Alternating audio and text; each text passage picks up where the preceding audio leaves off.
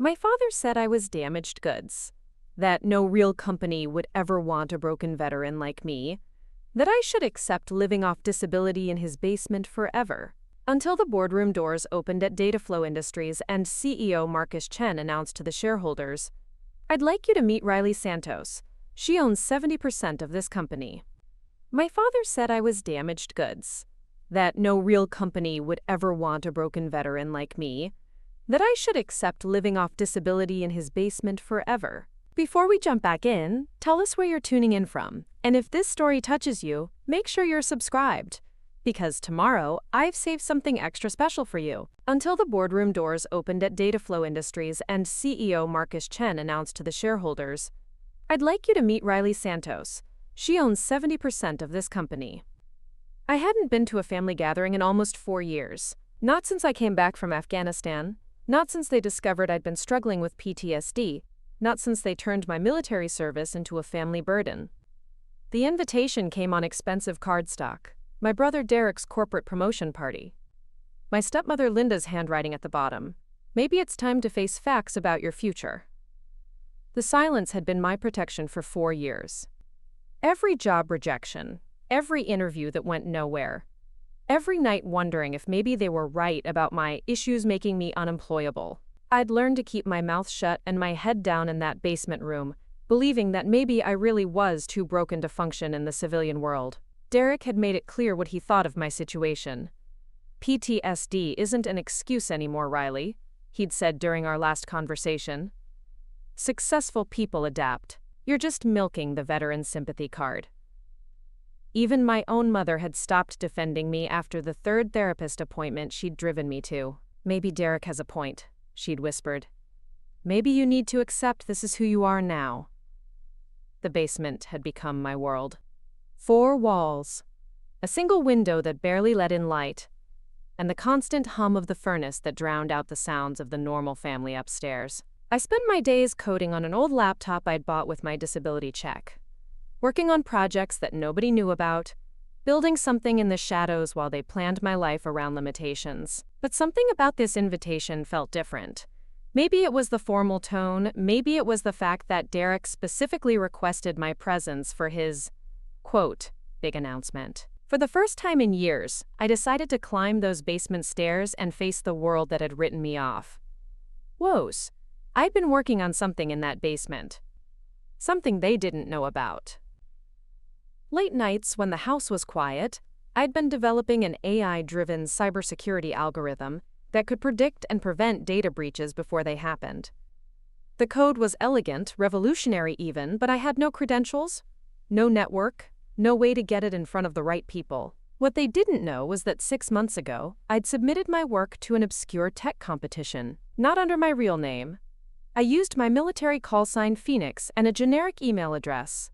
I couldn't handle another rejection with my actual identity attached to it. The algorithm had caught the attention of someone at DataFlow Industries, one of the fastest-growing cybersecurity firms in Silicon Valley. The email had come 3 weeks ago. "Phoenix, we'd like to discuss acquisition of your technology and a potential partnership. Please contact us to arrange a meeting."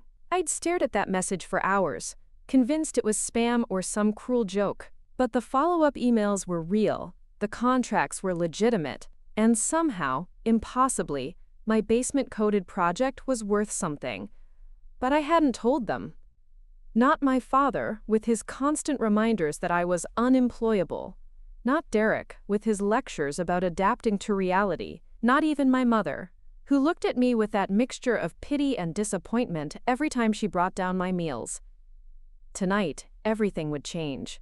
Call it intuition, call it desperation, but for the first time in 4 years, I said yes to their world. Kumatam Tom. I wore the only decent clothes I owned, a navy blue blazer I'd bought for job interviews that never led anywhere, paired with black pants that had seen better days. I walked into the Riverside Country Club alone, past clusters of Derek's colleagues in their tailored suits and designer dresses, ignoring the double takes and whispered comments about Derek's sister, who lives in the basement. The ballroom was elegant, all crystal chandeliers and polished marble floors. There were assigned tables with gold-embossed place cards marking each guest's importance in Derek's corporate hierarchy. His law firm partners sat at table 1, closest to the podium. His college fraternity brothers occupied table 2. Extended family and VIPs filled tables 3 through 6. My name wasn't among them.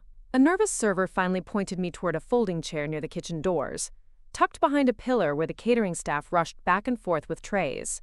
No place card, just a plastic water cup while everyone else sipped champagne from crystal flutes. The message was crystal clear.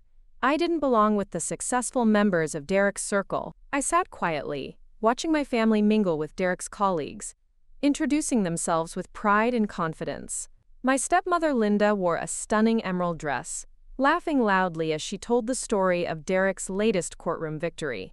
My father, dressed in his best suit, regaled a group of partners with tales of Derek's academic achievements and professional accolades. But I could feel the tension humming underneath like a timer counting down to detonation. Someone at table 3 muttered just loud enough for me to hear, "That's Derek's sister, the one with PTSD who can't hold a job." Uncomfortable chuckles followed. A woman I didn't recognize leaned toward her companion and whispered, "I heard she's been living in their basement for years. Such a shame what war does to people." I trained myself not to flinch at these comments, not to respond, just to survive whatever social obligation had brought me out of hiding. The familiar shame crept up my neck like a rash. Maybe they were right. Maybe I was exactly what they thought I was. A broken veteran taking up space in a world that had moved on without me.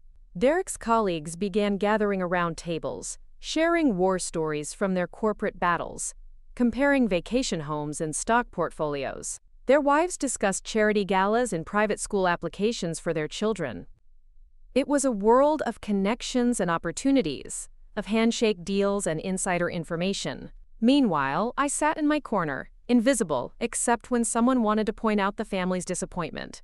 Linda caught my eye from across the room and gave me a tight smile that didn't reach her eyes, the kind of expression reserved for obligations you'd rather avoid.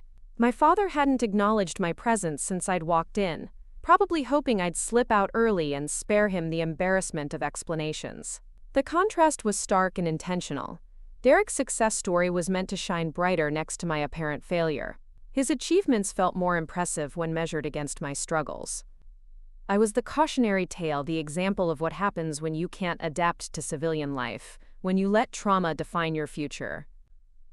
As the crowd settled into their seats and Derek prepared to take the stage, I realized I was more than just family baggage tonight. I was a prop in his narrative of triumph, living proof that he'd chosen the right path while I'd chosen nothing but excuses and limitations. Derek took the microphone with the confidence of someone who'd never questioned his place in the world. His voice carried across the ballroom, smooth and practiced from years of courtroom presentations. "Thank you all for being here tonight to celebrate this milestone with me," he began, adjusting his tie with theatrical precision. "I'm grateful to be surrounded by people who understand the value of hard work and perseverance." He paused, scanning the room with that calculated smile he'd perfected in law school. Success isn't just about talent. It's about making smart choices, knowing when to push forward and when to accept reality. Not everyone has the wisdom to recognize their limitations. The room murmured approval. Several partners nodded knowingly. I felt every eye in the room flick toward my corner table, though Derek hadn't looked at me directly. He didn't need to. Everyone understood exactly who he was talking about. "Some people get stuck in the past," Derek continued, his voice taking on the patronizing tone he'd used with me for years. "They make excuses instead of adaptations. They blame their circumstances instead of taking responsibility for their choices." Another pause, another calculated smile. But true success comes from recognizing what's possible and what's just wishful thinking. Linda raised her champagne glass in enthusiastic agreement. My father nodded approvingly from table 2, probably relieved that Derek was finally addressing the elephant in the room, me. The crowd began to murmur their agreement, heads turning subtly in my direction. "Tonight marks my promotion to senior partner at Morrison Blake & Associates," Derek announced to enthusiastic applause. But more than that, it represents the culmination of realistic goal-setting and practical decision-making. I chose law school over other paths.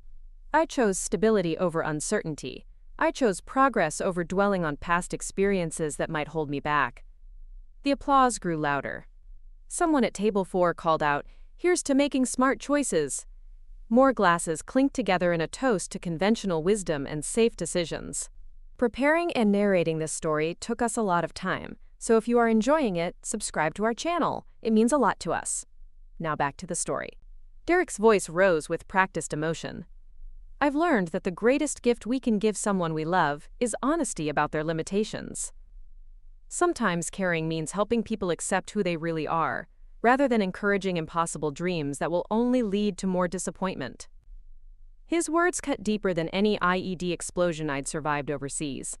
Each carefully chosen phrase was designed to wound, to justify their collective abandonment of me. Derek had turned this celebration into a public execution of my character, using my PTSD and unemployment as Exhibit A in his case for tough love. I want to thank my family, Derek continued, gesturing toward our father, for teaching me the difference between enabling and empowering.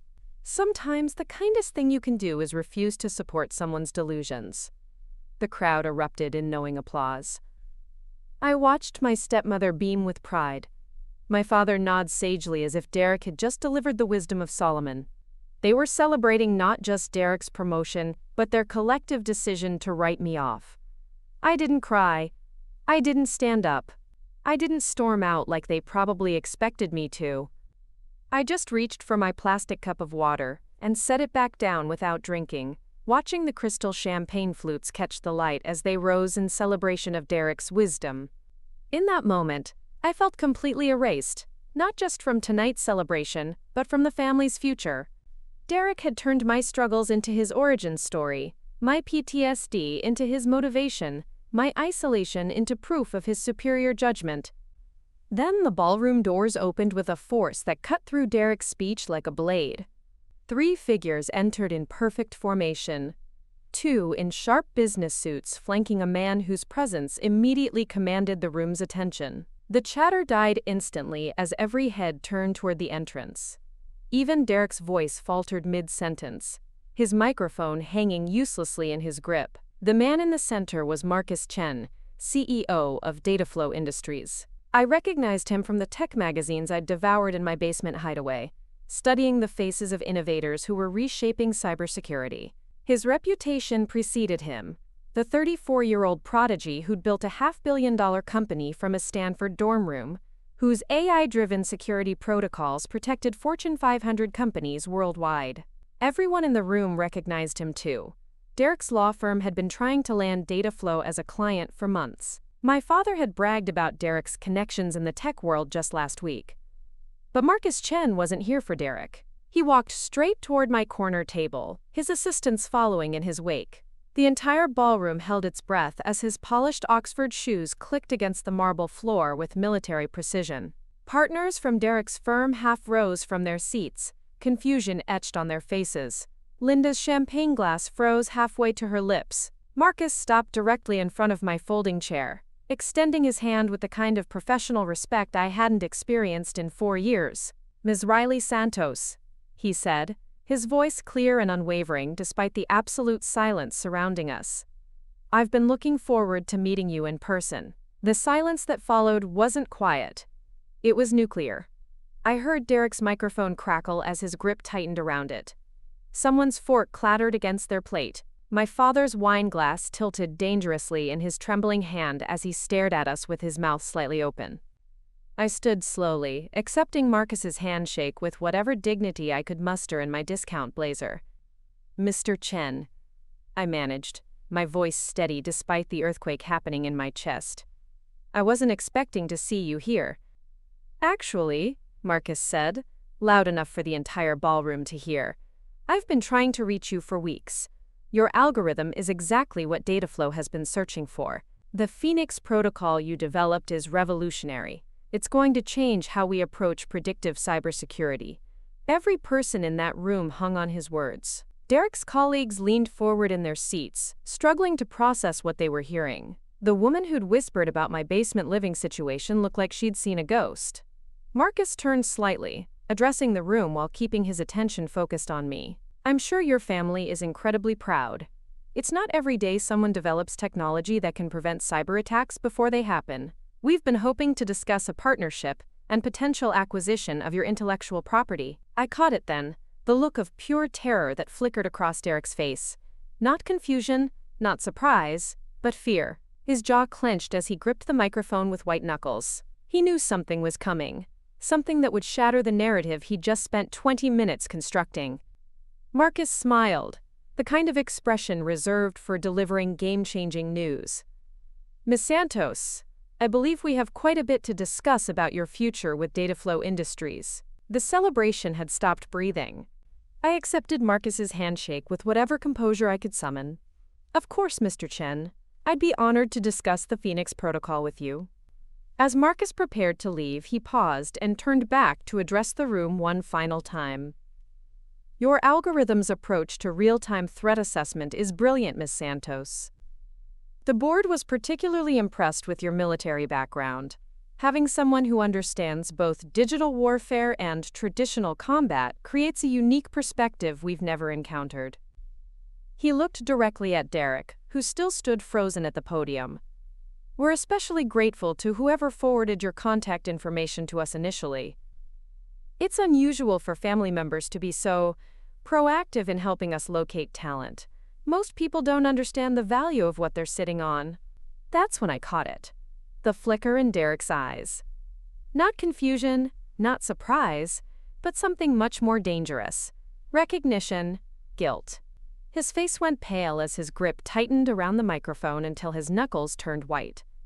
Marcus continued, seemingly oblivious to Derek's reaction. Someone from this address contacted our acquisition team 6 months ago, claiming to represent your interests.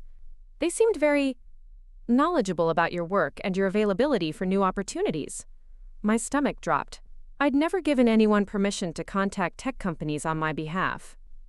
I'd been working in complete secrecy, submitting everything under my Phoenix call sign to avoid exactly this kind of family interference. But someone had known about my project, someone had been tracking my progress. Derek's jaw clenched as he stared at Marcus with barely concealed panic. Sweat beaded on his forehead despite the ballroom's air conditioning. He looked like a man watching his carefully constructed world crumble in real time. The initial contact was quite detailed, Marcus added, pulling out his phone to check something. They knew specifics about your coding methodology, your deployment timeline, even your military service record. Very thorough research for a family referral. I felt the blood drain from my face. My service record wasn't public information. My coding methods were stored on encrypted drives in my basement workspace. The only person who had access to any of that information was someone who'd been watching me very, very closely. Marcus handed me his business card with a practiced smile. We should schedule a formal meeting next week. There's significant interest in not just licensing your technology, but bringing you on board as our new Director of Predictive Security. The compensation package we're prepared to offer would be substantial. Derek's champagne glass slipped from his trembling fingers, shattering against the marble floor with a sound like a gunshot. Everyone turned to stare at him, but he wasn't looking at the broken glass. He was staring at me with an expression I'd never seen before. Raw, desperate fear. The pieces were starting to connect in my mind, forming a picture I didn't want to see. Derek's sudden interest in my basement activities over the past few months. His questions about my computer projects that I'd dismissed as casual curiosity. His insistence that I needed to face reality about my future. Marcus shook my hand one final time. I look forward to our conversation, Ms. Santos. This could be the beginning of something extraordinary. As he walked away, I remained standing next to my folding chair, staring at Derek, who was now visibly shaking at the podium. For the first time in 4 years, someone had called me by name and title in front of my family. But something was wrong. Very wrong. Foxbod to air, and Derek knew exactly what it was. Podschrocks. Later, in the country club's empty parking lot, Marcus waited by his Tesla, checking his phone under the amber streetlights. The celebration had resumed inside, but with a strange, muted energy, like a play continuing after the main actor had forgotten their lines. Miss Santos, he said quietly as I approached, I didn't come here just for pleasantries. There's something you need to know about your initial contact with DataFlow. My chest tightened. What do you mean? Marcus pulled out his tablet, scrolling through what looked like email correspondence. 6 months ago, someone reached out to our acquisition team, claiming to represent your interests. They provided detailed information about your Phoenix protocol, your military background, even your current living situation. The words hit like ice water. I'd never authorized anyone to contact companies on my behalf. My work had been completely private, encrypted, submitted under my call sign to avoid exactly this kind of exposure. The interesting thing, Marcus continued, is that this person knew specifics about your algorithm that weren't in your public submissions. Details about your threat assessment methodology, your deployment architecture, even personal information about your PTSD diagnosis and current employment status. He handed me the tablet, showing me an email thread I'd never seen before. The sender was listed as Riley Santos, legal representative, with our family's home address. My hand started shaking as I read Derek's words. My sister Riley Santos has developed revolutionary cybersecurity technology, but lacks the business acumen to properly market her capabilities. Given her ongoing struggles with PTSD and unemployment, she would benefit from DataFlow's guidance in monetizing her intellectual property. She's currently available for immediate placement and would be grateful for any opportunity. Derek positioned himself as your business manager, Marcus explained. He provided extensive documentation about your work, your mental health status, and your financial desperation.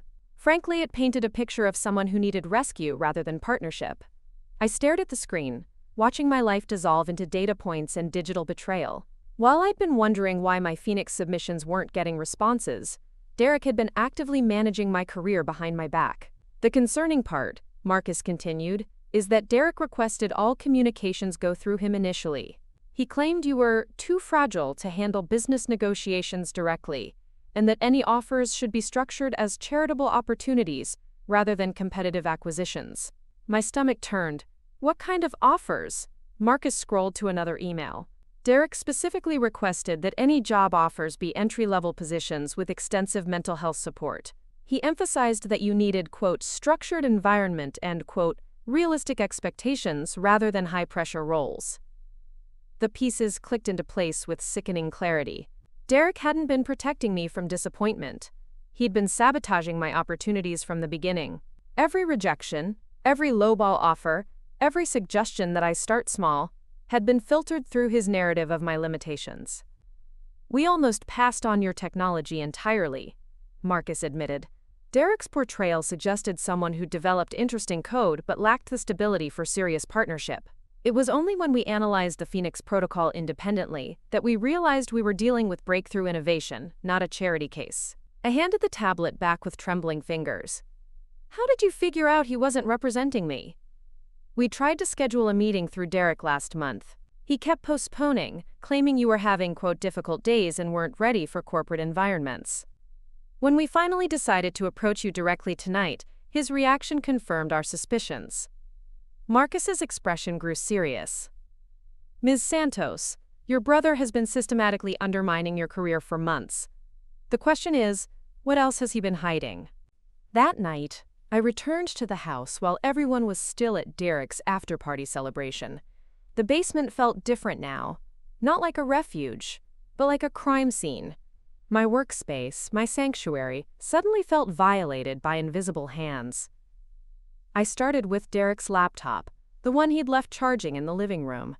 He'd always been careless with passwords, using the same combination for everything, our father's military service number.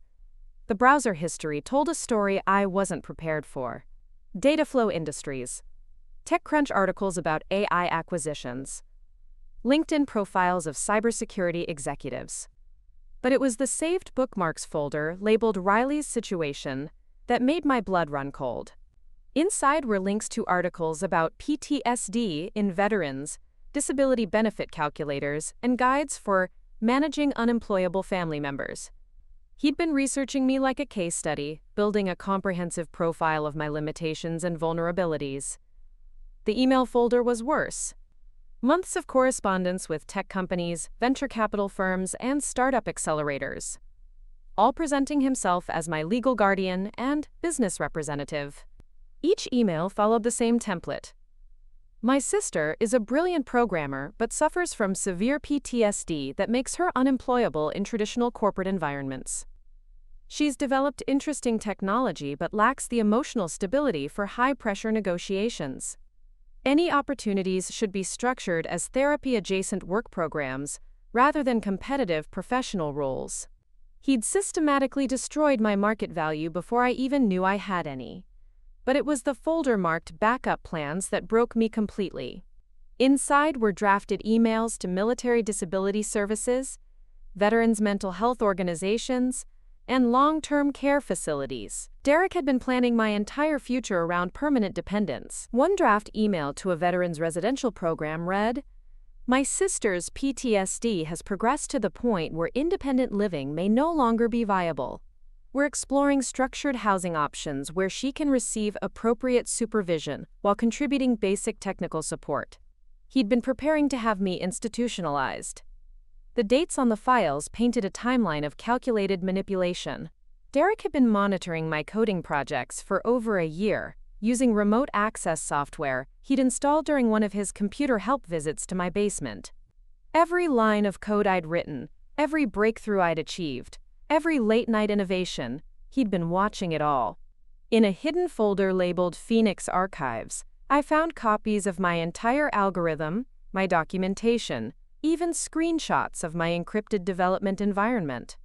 Derek had been stealing my intellectual property piece by piece, building his own comprehensive understanding of my work. But the most damaging discovery was a series of email drafts he'd never sent. Messages to major tech companies offering to sell my algorithms directly. The subject lines read, "Acquisition opportunity, revolutionary cybersecurity technology from motivated seller." Derek hadn't just been sabotaging my opportunities. He'd been positioning himself to steal my work entirely. The final folder contained psychological evaluations he'd secretly recorded during our family conversations, transcribed notes about my episodes, and detailed logs of my daily routines. He'd been building a legal case for my incompetence, documenting every moment of vulnerability to support his narrative of my unfitness for professional responsibility. I sat back in his desk chair, staring at 2 years of systematic betrayal organized with the precision of a military campaign. Derek hadn't been protecting me from disappointment. He'd been engineering my failure while positioning himself to profit from my innovations. My own brother had been treating me like an asset to be managed, harvested, and eventually liquidated when I was no longer useful. The next morning, I found Derek at his usual coffee shop on 5th Street, the one where he held his power breakfast meetings with junior associates. He was typing furiously on his laptop, probably crafting damage control emails after last night's disaster. When he saw me approaching with a manila folder in my hands, his face went pale. "Riley," he said, closing his laptop with suspicious speed. "Didn't expect to see you here. Thought you'd still be celebrating your unexpected opportunity." I sat down across from him without invitation and placed the folder on the small round table between us. The morning rush continued around us. Lawyers grabbing espresso before court, executives checking phones between meetings. But our corner felt isolated, like we were sitting in the eye of a storm. "Derek, I need to ask you something," I said, keeping my voice steady despite the rage building in my chest. "Have you been accessing my computer systems without permission?" His coffee cup rattled against the saucer as he set it down too quickly. "I don't know what you're talking about, Riley. You know I barely understand computers beyond email and Word documents." I opened the folder and spread the first set of printouts across the table. Screenshots of his browser history, his email correspondences with DataFlow, his research into my psychological profile. Because someone's been very busy managing my career behind my back, and their digital fingerprints are all over your devices. Derek's eyes darted to the papers, then to the coffee shop exit, then back to me. I watched him calculate responses, weigh denials, search for escape routes. It was the same expression he'd worn as a kid when caught stealing from Mom's purse, cornered but still looking for angles. "You went through my personal computer?" he asked, his voice rising with false indignation. "That's a violation of privacy, Riley." Just because you're having some kind of paranoid episode doesn't give you the right to... Paranoid episode? I interrupted, pulling out the second stack of papers. Is that what you call discovering that my own brother has been impersonating me to tech companies for months? I slid Marcus Chen's email thread across the table. Derek's face went gray as he recognized his own words describing me as too fragile for corporate environments and requesting, quote, therapy-adjacent work programs. Derek, you positioned yourself as my legal representative. You told DataFlow I was mentally incompetent and financially desperate. You sabotaged every opportunity before I even knew it existed. He leaned back in his chair, his lawyer instincts finally kicking in. Riley, you have to understand the situation from my perspective. You've been living in our basement for 4 years, unemployed, struggling with PTSD. I was trying to help you transition back into the workforce gradually. By lying about my capabilities, by being realistic about your limitations. His voice cracked with frustration. You disappeared into that basement and started living in some fantasy world where you're a tech genius. I was protecting you from another devastating rejection. I pulled out the most damaging evidence, his secret recordings of our conversations, his documentation of my episodes, his drafted emails to mental health facilities. Were you protecting me when you planned to have me institutionalized? Derek stared at the papers like they were radioactive. His mouth opened and closed without sound. Finally, he found his voice. You needed professional help, Riley. Real help, not this delusional coding project that was consuming your life. My delusional coding project is worth millions of dollars, Derek. DataFlow is offering me a director position with a 7-figure salary. That's impossible, he whispered. I read your code. It was basic stuff, nothing revolutionary. The admission hung in the air like smoke.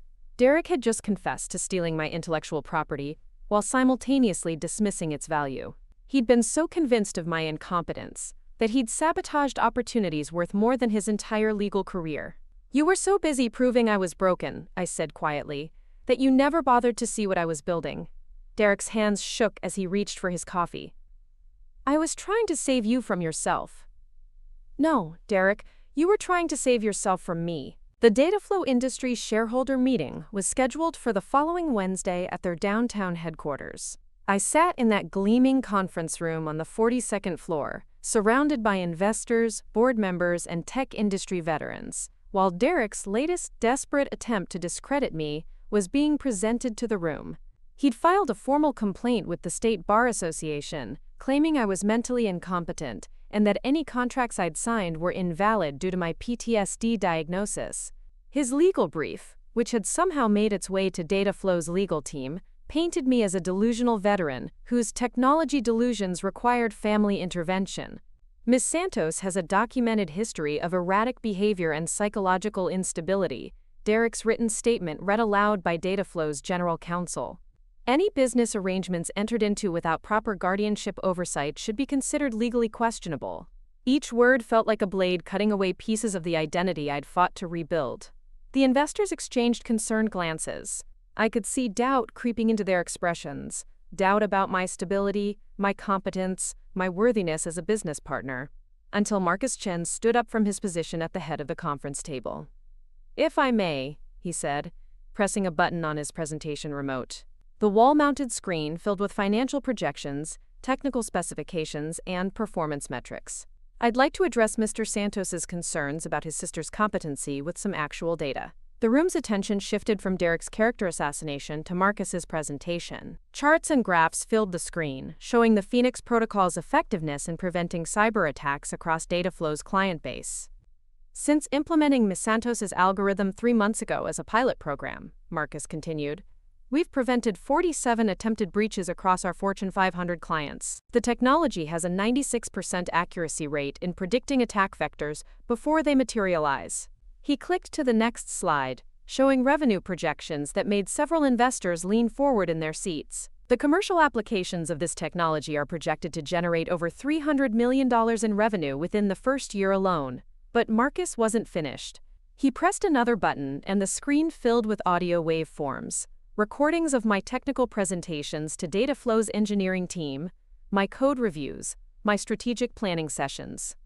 These recordings demonstrate Ms. Santos's technical expertise, her strategic thinking, and her leadership capabilities during high-pressure problem-solving scenarios. If this is what mental incompetence sounds like, we should hire more incompetent people. A ripple of nervous laughter went through the room. I felt the mood shifting, the doubt in their eyes transforming into something else: curiosity, respect, even admiration. Marcus clicked again, and the screen showed a detailed timeline of Derek's interference. Email timestamps, phone records, documented sabotage attempts, stretching back over a year.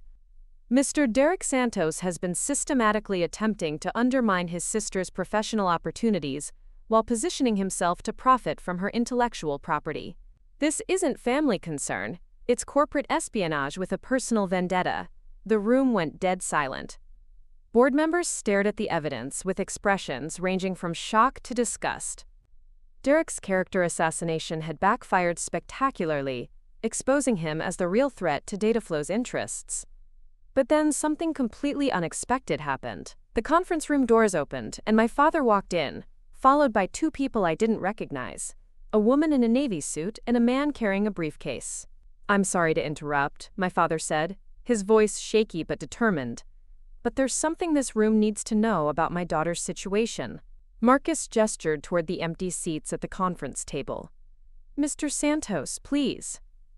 My father sat down heavily, looking older than I'd ever seen him. The woman beside him introduced herself as Sarah Mitchell, a former colleague from his military intelligence days. The man was apparently a cybersecurity expert from the Pentagon. "6 months ago," my father began, "Derek approached me with concerns about Riley's mental state. He showed me evidence of what he called her delusional projects and convinced me that intervention was necessary." He pulled out a folder thick with documents. "But last week, Sarah contacted me after seeing Riley's name in some classified briefings. Apparently, the Phoenix Protocol has been flagged by Homeland Security as a critical national security asset." Sarah Mitchell leaned forward, addressing the room with military precision. "Ms. Santos's algorithm doesn't just prevent corporate cyber attacks. It's capable of detecting and neutralizing state-sponsored digital warfare before it reaches critical infrastructure." The Pentagon expert opened his briefcase and withdrew a tablet. "The Department of Defense has been tracking the Phoenix Protocol's development through classified channels. We've been trying to identify the developer for recruitment into a classified cyber warfare program." My father's voice cracked with emotion. "Derek convinced me that Riley was living in a fantasy world. He said her projects were just complicated video games, that encouraging her would only worsen her mental health. I believed him because I wanted to protect her from more disappointment." He looked directly at me for the first time in months. "I was wrong, Riley. Not just wrong. I was destructively, unforgivably wrong. Derek didn't just lie to tech companies about your capabilities. He lied to your own family." Sarah Mitchell stood up, addressing the room with authority that commanded instant attention. "The Phoenix Protocol represents a quantum leap in predictive cybersecurity. Ms. Santos isn't just a talented programmer. She's developed technology that could reshape how we defend against digital warfare." Marcus Chen smiled, the kind of expression reserved for delivering life-changing news. "Which brings us to today's real announcement." He pressed the remote one final time. The screen filled with a news slide. "DataFlow Industries Partnership Agreement, Riley Santos, Chief Technology Officer and Primary Shareholder." "Ms. Santos," Marcus said, "DataFlow Industries would like to offer you a 70% ownership stake in our company, effective immediately. Your technology isn't just our future, it's our foundation." The room erupted in applause, but I barely heard it. I was staring at my father, who had tears streaming down his face as he clapped harder than anyone else in the room. Derek was arrested that afternoon outside the DataFlow building. The charges included corporate espionage, identity theft, and fraudulent misrepresentation of a business client. As the federal agents escorted him past the lobby's floor-to-ceiling windows, he looked smaller than I'd ever seen him. No longer the confident attorney who'd built his career on other people's limitations, just a man who'd gambled everything on his sister's failure. The legal proceedings moved swiftly once the FBI's cybercrime unit got involved. Derek's systematic sabotage of my career, his theft of intellectual property, and his attempts to manipulate legal proceedings painted a picture of calculated malice that went far beyond family dysfunction. Within a week, 3 major law firms had withdrawn job offers, and Morrison, Blake & Associates had initiated termination proceedings. But the conversation that mattered most happened 3 days later in my father's kitchen. The same kitchen where he'd told me I was unemployable, where family dinners had become exercises in managing expectations around my limitations. I sat across from him at the old wooden table, still wearing the tailored blazer Marcus Chen had bought me for press interviews. The contrast wasn't lost on either of us. His daughter, who'd once been written off as basement-dwelling burden, now fielding calls from venture capitalists and Pentagon officials. "I kept telling myself I was protecting you," my father said, his hands wrapped around a coffee mug that had gone cold an hour ago. "After you came back from Afghanistan, after the PTSD diagnosis, I thought the kindest thing I could do was help you accept a smaller life. I convinced myself that encouraging your ambitions would only lead to more pain." He looked up at me with eyes that carried the weight of 4 years' worth of regret. Derek made it easy to believe that. He had explanations for everything. Why your projects were just escapism, why your dreams were symptoms of trauma, why pushing you toward reality was actually compassion. "I understand why you believed him," I said, and I meant it. Derek built a convincing case. He had documentation, psychological profiles, expert opinions. He made my potential look like delusion. My father shook his head. "No, Riley. I believed him because it was easier than admitting I was afraid of your potential. When you came back from the war, you were different. More intense, more focused, but also more fragile. I didn't know how to support someone who could code breakthrough technology in a basement while struggling to sleep through the night." The truth of his words settled between us like a bridge finally connecting 2 distant shores. My father hadn't just been protecting me from disappointment. He'd been protecting himself from the complexity of loving someone whose trauma and talent were so intertwined. "Derek offered me a simple narrative," he continued. "Broken veteran needs family management." I knew how to be a father to that story. I didn't know how to be a father to someone who could revolutionize cybersecurity while having panic attacks in grocery stores. I reached across the table and touched his hand. "You know what the hardest part was? Not Derek's sabotage or the job rejections or even the public humiliation. It was believing that maybe you were all right. Maybe I was too damaged to function in the real world. Maybe my dreams really were just trauma responses."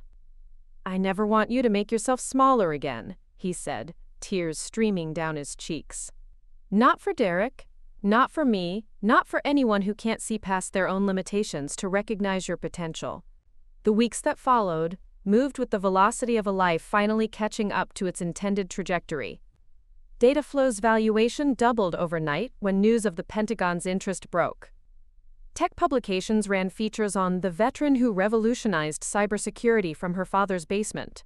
Venture capital firms that had never heard of Riley Santos suddenly wanted meetings with the Phoenix Protocol's creator.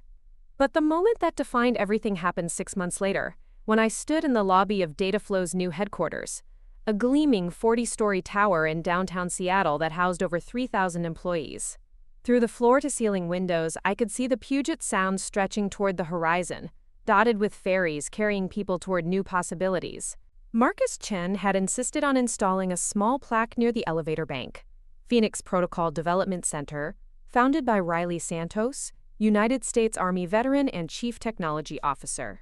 Employees passed it dozens of times each day, most of them unaware that the technology protecting their company's most sensitive data had been developed in a basement by someone their founder's family had written off as unemployable. That afternoon, a young woman approached me in the lobby, maybe 24, wearing a military-issued backpack over civilian clothes, with the unmistakable bearing of someone transitioning from service to civilian life. "Ms. Santos," she said hesitantly, "I'm Jessica Martinez, recent Army discharge. I've been following your story, and I wanted to ask you something." I gestured toward the seating area near the windows. "Of course. What's on your mind?" "My family keeps telling me I should aim for stable, entry-level work while I adjust to civilian life," she said. "They think my ideas about starting a tech company are unrealistic, that I should focus on managing my transition instead of pursuing big goals." I looked at her, seeing myself 18 months ago, carrying dreams that felt too big for the world she'd grown up in, surrounded by people who confused protection with limitation. "Jessica, can I ask you what your big idea is?"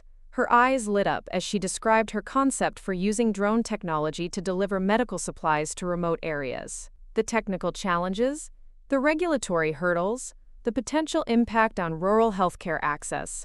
She spoke with the passion and precision of someone who'd thought through every angle. "That's not unrealistic," I told her. "That's revolutionary. The question isn't whether your family understands your potential, it's whether you're brave enough to pursue it despite their doubts." She nodded, standing a little taller. "Did you ever think about giving up, when everyone was telling you to accept limitations?" "Every day," I admitted. "But I learned something important. The people who love us sometimes try to protect us from failure, but end up protecting us from success instead. The only limitations that matter are the ones you choose to accept." They used to call me damaged goods, a broken veteran, someone whose dreams were bigger than her capabilities. What they never understood was that innovation isn't built on staying safe or accepting conventional wisdom. It's built on the courage to believe in something bigger than the world that raised you. I didn't become successful to prove them wrong. I became successful because someone's security might depend on it. And now I protect digital infrastructure while teaching other veterans that the only war worth fighting is the one against other people's limitations becoming your own. Up next, you've got 2 more standout stories right on your screen. If this one hit the mark, you won't want to pass these up. Just click and check them out. And don't forget to subscribe and turn on the notification bell so you don't miss any upload from us.